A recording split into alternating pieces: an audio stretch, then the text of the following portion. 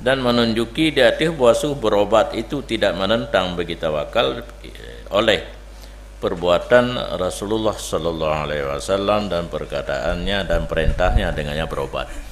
Jadi dalil ban heboh nah, buat nabi na, pegah nabi na, perintah nabi nah.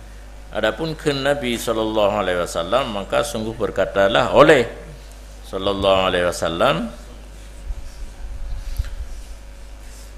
ma min da'in illa walahu dawa arifahu man arifah wa jahilahu man jahilah illa sam ya'nil maut.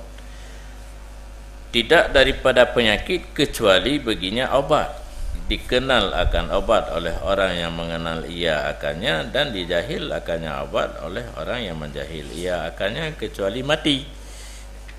Mandum penyakit na obat kecuali mati. Cuman tahu turi orang yang keputuri oleh Allah, tahu yang hana turi orang yang keputuri oleh Allah Taala.